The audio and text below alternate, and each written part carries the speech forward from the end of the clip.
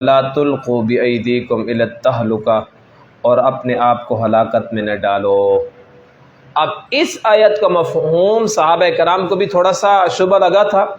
اور آج کل تو شبہ کیا یقین کے ساتھ کہا جاتا ہے، اس آیت کو خودکشی پر فٹ کیا جاتا ہے، اپنے آپ کو ہلاکت میں نہ ڈالو، خودکشی نہ کرو۔ یہ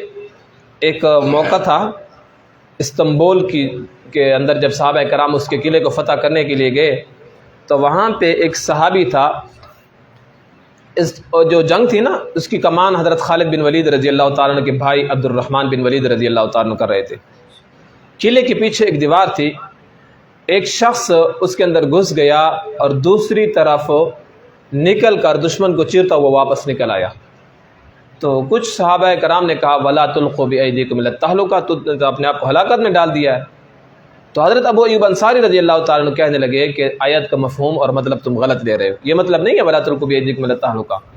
آیت کا اصل مطلب جو ہے وہ ہمیں پتہ ہے، کیونکہ آیت ہمارے بارے میں نازل ہوئی، انصار کے بارے میں نازل ہوئی کہ جب صحابہ کرام ہجرت کر کے آئے، ہم نے ان کی مدد کی، اپنے باغ سب کچھ ان کے لیے چھوڑ دیا، نبی علیہ السلام کے ساتھ پھر جہاد کرتے رہے، اور پھر جب فتوحات ہو گئیں تو ہم نے دوبارہ زمینوں کا رخ کر لیا، باغوں کا رخ کر لیا۔ تو پھر یہ آیت نازل ہوئی کہ دنیا کے اندر اتنا مصروف نہ ہو جانا کہ اپنے آپ کو ہلاکت میں ڈال لینا، کہ تم کنجوس ہو جاؤ اور اللہ کی راہ میں خرچ بھی نہ کرنا اور اللہ کی راہ میں جہاد بھی نہ کرنا۔ یہ جہاد سے دوری کے بارے میں ہے، لوگ اس کو جہاد کرنے پر فٹ کرتے ہیں کہ جہاد کر رہے ہو اپنے آپ کو ہلاکت میں ڈالے ہو۔ حالانکہ حضرت ابو ایوب انصاری کہتے ہیں آیت ہمارے بارے میں نازل ہوئی جب ہم نے جہاد کو چھوڑ کر باغات کا رخ کیا، تو اللہ تعالیٰ نے یہ آیت نازل کی کہ اتنا جہاد سے غافل نہ ہو جانا کہ تم باغات اور کھیتوں کا رخ کر لو اور کیا ہو تمہیں جہاد بھول جائے۔